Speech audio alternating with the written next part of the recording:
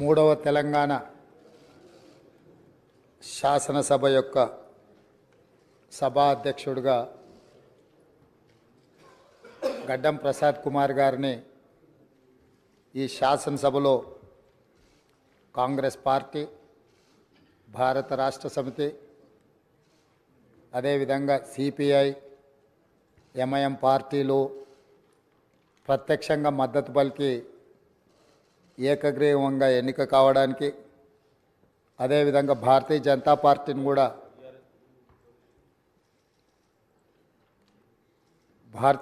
పార్టీని కూడా సంప్రదించడం జరిగింది.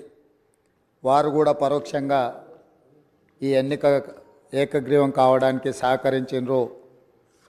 సభాపక్ష నాయకుడిగా మా సభ్యులకు, భారత రాష్ట్ర సమితి అధ్యక్షుడు మరియు శాసనసభ్యులకు, ఎంఐఎం అసదుద్దీన్ ఓవైసీ గారికి, అక్బరుద్దీన్ ఓవైసీ గారికి, సిపిఐ పార్టీ నాయకులకు అందరికీ, ఆ పార్టీ అధ్యక్షులకు, శాసనసభ్యులందరికీ కూడా ఈ సభాపక్షాన మనస్ఫూర్తిగా వారికి ధన్యవాదాలు తెలియజేస్తున్నాను. ఈ సభ ఒక మంచి సాంప్రదాయానికి మొదటి రోజే మనమందరము ఒక మంచి సాంప్రదాయాన్ని ముందుకు తీసుకెళ్ళడానికి అందరూ సహకరించడం, ఈ సాంప్రదాయం భవిష్యత్తులో కూడా కొనసాగాలి. ఈ మంచి సాంప్రదాయము సభ సమన్వయంతో, అందరి సహకారంతో ఈ సమావేశాలను మనం నిర్వహించుకుంటే తెలంగాణ ప్రజల యొక్క ఆకాంక్షను, తెలంగాణ ప్రజల యొక్క ఆలోచనను ఈ సభ ద్వారా పరిష్కరించడానికి అవకాశం ఉంటుంది. అదేవిధంగా గడ్డం ప్రసాద్ కుమార్ గారు నా సొంత జిల్లా, నేను ఎక్కడి నుంచి అయితే శాసనసభ్యుడిగా ప్రాతినిధ్యం వహిస్తున్నానో ఆ ప్రాంతం వాడు. వికారాబాద్కి చరిత్రలోనే గొప్ప పేరుంది.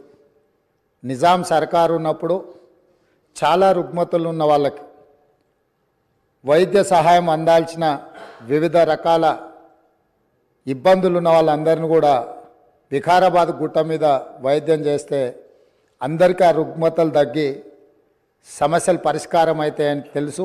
ఇప్పటికి కూడా అక్కడి వాతావరణం, అక్కడి గాలి, అక్కడి నేల ఒక మంచి వైద్యానికి ఉపయోగపడే ప్రాంతం. ఆ ప్రాంతం నుంచి వచ్చిన గడ్డం ప్రసాద్ కుమార్ గారు మన 3వ శాసనసభకు స్పీకర్గా ఎన్నిక కావడం ద్వారా సమాజంలో ఉన్న ఎన్నో రుగ్మతలను, సమస్యల్ని ఈ సభలో వారి నాయకత్వాన చర్చ జరిగి పరిష్కారం అవుతుందని చెప్పి నేను స్పష్టంగా భావిస్తున్నాను, ఆశిస్తున్నాను. అదేవిధంగా వారు అతి సామాన్యమైన కుటుంబం. వెనుకబడి చిన్న వయసులోనే తండ్రిని కోల్పోయి కుటుంబ బాధ్యతను తీసుకొని 8 మంది సోదరీమణుల మధ్యలో ఒక్కడుగా చిన్న వయసులోనే కుటుంబ బాధ్యతను భుజాల మీద వేసుకొని 8 మంది ఆడపడుచులను సమన్వయం చేసుకుంటూ సమాజంలో కుటుంబం యొక్క గౌరవాన్ని నిలబెడుతూ ఏ లోటు రాకుండా సోదరీమణులందరినీ కూడా ఈ రోజుకు, ఆ రోజు నుంచి ఈ రోజు వరకు సమన్వయంతో ముందుకు తీసుకెళ్తున్నాడు. అంటే ఉమ్మడి కుటుంబం ఎలా ఉండాలి, ఉమ్మడి కుటుంబంలో కుటుంబ సభ్యులకు ఉండే సమస్యల్ని వాళ్ళు అడగకముందే గుర్తించి పరిష్కరించడం తెలిసింది అని అంటే ఈ శాసనసభ కూడా స్పీకర్ గారి కుటుంబం. మనందరం కూడా వారి కుటుంబంలో సభ్యులం. అది ప్రతిపక్షము, పాలకపక్షము, విపక్షము అనే విభేదాలు లేకుండా సభ్యులు అంటే ఈ సభ యొక్క సభ్యులు. ఆ సభ్యులు లేవనెత్తే అంశాలను, వారు లేవనెత్తిన అంశాలలో ఉన్న లోతును దృష్టిలో పెట్టుకొని తప్పకుండా స్పీకర్ గారు ఆ సమస్యలకు పరిష్కారం చూపిస్తారు. ఒక కుటుంబాన్ని, ఉమ్మడి కుటుంబాన్ని నడిపించడం, సమన్వయం చేయడం, సమాజంలో ఆ కుటుంబం యొక్క గౌరవాన్ని నిలబెట్టడం తెలిసిన వ్యక్తులు ఈ సభకు సభాధ్యక్షుడు అయిందంటే మన అందరి యొక్క హక్కులను తప్పకుండా వారు కాపాడతారు.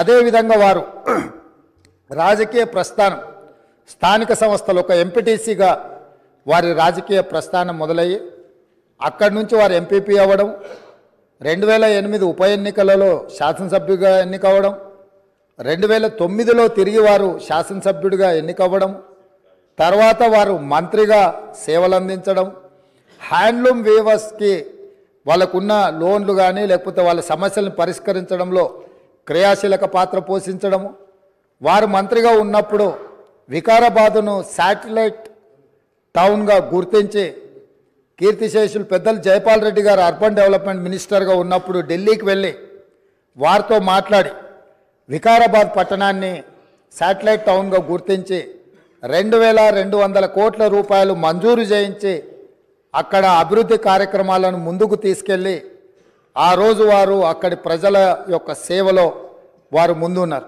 అదేవిధంగా అక్కడ మెడికల్ కాలేజ్ కావాలని వారే ఆ రోజు ఆ ప్రతిపాదన తీసుకొచ్చి ఈరోజు మెడికల్ కాలేజ్ మంజూరైంది. ఇంకా స్టాఫ్ ఇతర అంశాలు కూడా కొన్ని ఉన్నాయి. వారే అక్కడి నుంచి ఆదేశాలు ఇచ్చి తప్పకుండా ఆ సమస్యను పరిష్కరించడమే కాకుండా అప్పా జంక్షన్ నుంచి వికారాబాద్ మన్నగూడ చౌరస్తా వరకు రోడ్ వైడనింగ్ విషయంలో కానీ వీటిలలో కూడా వారు ప్రత్యేకమైన చొరవ చూపించి ప్రాంతం యొక్క అభివృద్ధిని వారు ఎప్పుడూ మర్చిపోకుండా వారు ఎన్నికలలో గెలిచిన ఒకవేళ ఫలితాలు వారికి అనుకూలంగా రాకపోయినా వారు ఎప్పుడు కూడా ప్రజలకు దూరంగా ఉండలేదు.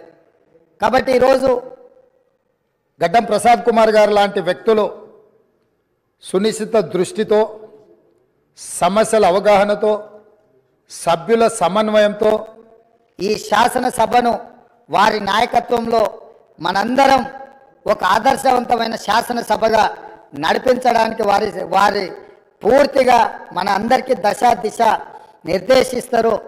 వారిని మనస్ఫూర్తిగా ఎంపీటీసీ నుంచి శాసనసభాపతిగా ఈరోజు బాధ్యతలు నిర్వహించే వరకు వారి యొక్క రాజకీయ ఎదుగుదల కావచ్చు, ప్రజా సమస్యల పరిష్కారంలో కావచ్చు, వారి యొక్క కృషిని అభినందిస్తూ, నేను ఏ ప్రాంతం నుంచి అయితే శాసనసభ్యుడిగా ఎన్నికైనానో మా ప్రాంతానికి సంబంధించిన శాసనసభ్యులే, ఆ ప్రాంత నివాసే వికారాబాద్ జిల్లా ఒకప్పుడు డాక్టర్ మరి చెన్నారెడ్డి గారు ఆ ప్రాంతం నుంచి వచ్చి దేశ రాజకీయాలలోనే అత్యంత క్రియాశీలక పాత్ర పోషించారు. ఆ ప్రాంతం నుంచి వచ్చిన గడ్డం ప్రసాద్ కుమార్ గారు ఈ సభ అధ్యక్షుడిగా ఎన్నికవ్వడం, ఈ ఎన్నికవ్వడానికి సహకరించిన మిత్రపక్షాలన్నిటినీ ప్రతిపక్షాలన్నిటిని కూడా మరొకసారి అభినందిస్తూ మనస్ఫూర్తిగా వారికి అభినందనలు తెలియజేస్తూ ఈ సభలో సభ్యుల యొక్క అందరి హక్కులను వారు కాపాడతారనే నమ్మకంతో వారు అభినందిస్తున్నాను. ముందుగా శాసనసభ అధిపతిగా ఎన్నికైన మీకు హృదయపూర్వకంగా మా పార్టీ పక్షాన, మా అందరి పక్షాన కూడా హృదయపూర్వకంగా మీకు అభినందనలు తెలియజేస్తూ, మా పార్టీ అధ్యక్షులు పెద్దలు శ్రీ కేసీఆర్ గారు వారు దురదృష్టవశాత్తు వారికి కొంత గాయమయ్యి హాస్పిటల్లో ఉన్నప్పటికీ ఎప్పుడైతే ఈ ప్రతిపాదన శ్రీధర్ బాబు గారి ద్వారా మరి వారికి వచ్చిందో వెంటనే ఒక క్షణం కూడా సంకోచించకుండా, రెండో ఆలోచన లేకుండా తప్పకుండా సహకరించవలసిందే అని చెప్పి ఏకగ్రీవంగా ఎన్నిక కావడానికి వారు మాకు ఆదేశాలు ఇవ్వడం జరిగింది. దానికి అనుగుణంగానే నిన్న మీ నామినేషన్లో కూడా మేమందరం కూడా పాల్గొనడం జరిగింది. అధ్యక్ష, మీతో వ్యక్తిగతమైన అనుబంధం కూడా నాకు చాలా ఉంది. మీరు 2009 శాసనసభకు ఎన్నికైన నాడు నేను కూడా మీతో పాటు సహచర శాసనసభ్యుడిగా ఉన్నాను. ఆనాడు తెలంగాణ ఉద్యమంలో కూడా మీరు మీ వంతు పాత్ర పోషించినారు. 2012 నుంచి 14 దాకా మీరు మంత్రిగా, ముఖ్యంగా మా శాఖకు మంత్రిగా, హ్యాండ్లూమ్స్ అండ్ టెక్స్టైల్స్ డిపార్ట్మెంట్కి మంత్రిగా మీరు పనిచేసిన క్రమంలో ఆనాడు ఒక సందర్భంలో నేను మీ దగ్గరకు వచ్చి మీరు రండి, సిరిసిల్లకి మీరు రావాలి, ఎందుకంటే రాష్ట్రం మొత్తంలోనే టెక్స్టైల్ అంటే సిరిసిల్ల కాబట్టి మీరు తప్పకుండా రావాలి అంటే మీరు కొంత సంకోచం వ్యక్తం చేసినారు మొదలు. మరి ఇప్పుడు ఉద్యమం ఉధృతంగా ఉంది, నేను మంత్రిగా ఉన్నాను, ఈ సమయంలో వస్తే ఏమైనా ఇబ్బంది ఉంటుందా అంటే లేదు, మనం కలిసే పోదామని చెప్పి ఆ రోజు మీరు రావడమే కాకుండా ఆనాడు మరి బ్రహ్మాండంగా మీరు వచ్చి అక్కడ కార్మికుల సమస్యలు విని తర్వాత చాలా సమస్యల పరిష్కారానికి మీ స్థాయిలో మీరు కృషి చేసినందుకు కూడా మీకు మనస్ఫూర్తిగా ఈరోజు మళ్ళొకసారి అభినందనలు, ధన్యవాదాలు కూడా తెలియజేస్తూ, మరి ఒక ఉన్నతమైన సాంప్రదాయానికి ఈరోజు మరి తెరదీస్తూ ఇతర పెద్దలు గౌరవనీయులు తెలంగాణ రాష్ట్రం ఏర్పడ్డ తర్వాత పెద్దలు శ్రీకొండ మధుసూనాచారి గారు, తర్వాత శ్రీ పోచారం శ్రీనివాసరెడ్డి గారు, తదనంతరం మీరు, మరి వారు ఇద్దరు కూడా నెలకొల్పిన సాంప్రదాయాలు, కాపాడిన విలువలు, వాటన్నిటిని మీరు కూడా పరిరక్షిస్తారని మనస్ఫూర్తిగా ఆకాంక్షిస్తూ మీ ఉన్నతికి మనస్ఫూర్తిగా అభినందనలు తెలియజేస్తూ, మరి ఇప్పుడే పెద్దలు ముఖ్యమంత్రి గారు, ఉప ముఖ్యమంత్రి గారు, మంత్రివర్యులు కూడా చెప్పినట్టు మరి ఈ సభ అందరి సభ. ఈ సభలో ఉండే ప్రతి సభ్యుడి యొక్క గౌరవాన్ని, ప్రతి సభ్యుడి యొక్క హక్కులను, ముఖ్యంగా ప్రజల తరపున మాట్లాడే ప్రతి నాయకుడి యొక్క, ప్రతి గౌరవ సభ్యుడి యొక్క మరి గొంతును వినిపించే విధంగా ఆ బాధ్యత మీరు తప్పకుండా సమర్థవంతంగా నిర్వహిస్తారని మనస్ఫూర్తిగా ఆశిస్తూ, మరి ఒక సామాన్య ఎంపీటీసీ పదవి నుంచి ఈరోజు శాసనసభ స్పీకర్గా ఎదిగిన మీ జీవితం ఏదైతే ఉందో, రాజకీయ ప్రస్థానం ఏదైతే ఉందో, ఇది చాలామందికి తప్పకుండా స్ఫూర్తిదాయకంగా ఉంటుందని చెప్పి మనసారా ఆకాంక్షిస్తూ, మీ బాధ్యతలో మీరు 100% విజయవంతం సాధించాలని మా పార్టీ తరఫున కూడా కోరుకుంటూ మళ్ళొకసారి మీకు అభినందనలు అధ్యక్ష. Thank you.